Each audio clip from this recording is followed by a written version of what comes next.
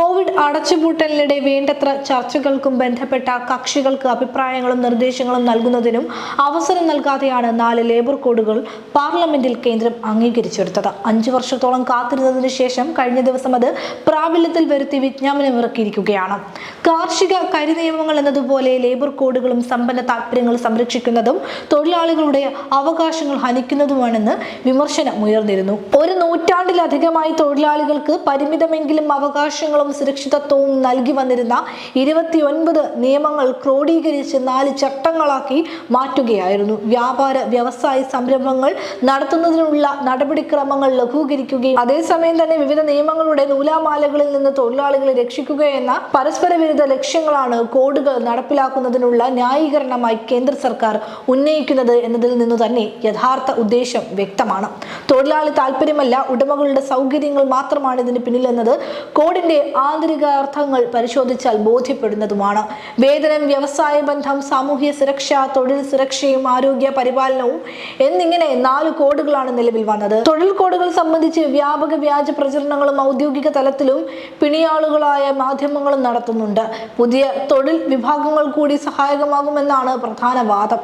ഓരോ കാലത്തും ഉയർന്നു വരുന്ന വിഭാഗങ്ങളെ ഉൾപ്പെടുത്തിയും പ്രശ്നങ്ങളെ കണ്ടറിഞ്ഞും അതാത് കാലത്ത് നിയമങ്ങൾ പരിഷ്കരിക്കുന്ന രീതിയാണ് രാജ്യത്ത് നിലവിലുണ്ടായിരുന്നത്.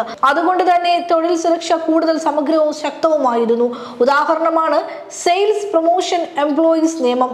വിൽപ്പന പരിപോഷിപ്പിക്കുന്നതിന് ഉത്പാദകരും വ്യാപാരികളും സെയിൽസ് പ്രൊമോഷനു വേണ്ടി പുതിയ തൊഴിൽ വിഭാഗത്തെ സ്ഥാപനത്തിന് പുറത്ത് അതേസമയം അവകാശങ്ങൾ ബാധകമാകാതെ സൃഷ്ടിച്ചപ്പോഴാണ് അവരുടെ സംരക്ഷണത്തിനായി നിയമം രൂപീകരിക്കപ്പെട്ടത്. എന്നാൽ പുതിയതായി വന്നിരിക്കുന്ന തൊഴിൽ വിഭാഗങ്ങളെ നിയമത്തിന്റെ പരിധിയിൽ കൊണ്ടുവരികയോ പുതിയ നിയമം ഉണ്ടാക്കുകയോ ചെയ്യുന്നതിന് ഒരു നടപടിയും എടുക്കാതെ അവർക്ക് ലഭിക്കുന്ന തൊഴിൽ സുരക്ഷ പോലും ഇല്ലാതാക്കുന്ന വിധത്തിലാണ് പുതിയ കോഡുകൾ വിഭാവനം ചെയ്തിരിക്കുന്നത്. പ്രധാന മേന്മയായി എടുത്തു പറയുന്ന മറ്റൊന്ന് ജോലി ആരംഭിക്കുമ്പോൾ തന്നെ നിയമന ഉത്തരവ് നൽകണമെന്ന വ്യവസ്ഥയുണ്ടെന്നതാണ്. സ്ഥിര നിയമനത്തിന് പകരം താൽക്കാലിക പുറം കരാർ തൊഴിലുകളെ പ്രോത്സാഹിപ്പിക്കുമ്പോൾ നിയമന ഉത്തരവിന്റെ പ്രസക്തി എന്തെന്ന ചോദ്യമുയരുന്നു. നിലവിലുണ്ടായിരുന്ന വ്യവസായ ബന്ധ നിയമപ്രകാരം 100-ൽ താഴെ തൊഴിലാളികളുള്ള സ്ഥാപനങ്ങൾ ഒഴികെ ജീവനക്കാരെ പിരിച്ചുവിടുക, അടച്ചുപൂട്ടുക എന്നിവയ്ക്ക് സർക്കാരിന്റെ അനുമതിയും മതിയായ കാരണം ബോധിപ്പിക്കലും നിർബന്ധമായിരുന്നു. പുതിയ കോഡ് പ്രകാരം അത് 300 തൊഴിലാളികളിൽ കൂടുതൽ എന്നാക്കി മാറ്റി. എല്ലാ സംരംഭകർക്കും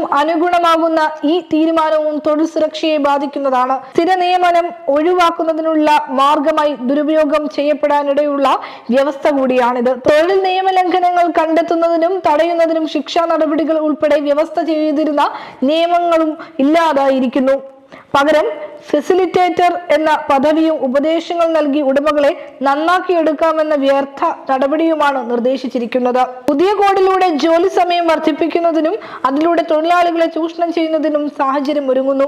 അധിക സമയത്ത് ജോലി കൂടുതൽ വരുമാനം ലഭിക്കുമെന്ന പ്രലോഭനം നൽകുന്നുണ്ടെങ്കിലും അത് ലഭിക്കുന്നുണ്ടെന്ന് ഉറപ്പുവരുത്തുന്നതിനുള്ള വ്യവസ്ഥാപിത മാർഗങ്ങൾ എടുത്തുകളഞ്ഞ് വെറും സ്വപ്നമായി അവശേഷിപ്പിക്കുന്നു. തൊഴിലാളി സംഘടനകളെയും സമരങ്ങളെ അപ്രഖ്യാപിതമായി നിരോധിക്കുകയും അതുവഴിയുള്ള സംരക്ഷണത്തെ നിരാകരിക്കുകയും ചെയ്യുന്ന വ്യവസ്ഥകളും ഉൾപ്പെട്ടിട്ടുണ്ട്. പണി മുടക്കണമെങ്കിൽ 2 ആഴ്ച മുമ്പ് നോട്ടീസ് നൽകണം. തൊഴിൽ തർക്കങ്ങൾ വ്യവസ്ഥാപിത സ്ഥാപനങ്ങളുടെ പരിഗണനയിൽ ഇരിക്കുമ്പോൾ സമരങ്ങൾ പാടില്ല തുടങ്ങിയ വ്യവസ്ഥകളും തൊഴിലാളികളുടെ സംഘടിത വിലപേശലിനെ നിരാകരിക്കുന്ന ഉപാധിയാണ്. ഫലത്തിൽ തൊഴിലാളികളുടെ അവകാശങ്ങൾ ഹനിക്കുകയും തൊഴിലുടമകൾക്ക് ചൂഷണത്തിനുള്ള അവസരം വർദ്ധിപ്പിക്കുകയുമാണ് പുതിയ കോഡുകളിലൂടെ സർക്കാർ ചെയ്തുകൊണ്ടിരിക്കുന്നത്. ബ്രിട്ടീഷ് വാഴ്ചക്കാലത്ത് പോലും അനുഭവിച്ചിരുന്ന തൊഴിലവകാശങ്ങൾ എടുത്തു കളഞ്ഞ് സമ്പന്ന സംരംഭകർക്ക് തൊഴിൽ ചൂഷണത്തിലൂടെ ലാഭം വർദ്ധിപ്പിക്കുന്നതിനുള്ള വഴിയൊരുക്കുകയാണ് തൊഴിൽ കോഡുകൾ പ്രാബല്യത്തിൽ വരുത്തുക വഴി നരേന്ദ്രമോദി സർക്കാർ ചെയ്തിരിക്കുന്നത്. വലിയ പ്രക്ഷോഭങ്ങളിലൂടെ ഇതിനെ ചെറുത്ത് തോൽപ്പിക്കേണ്ടതുണ്ട്.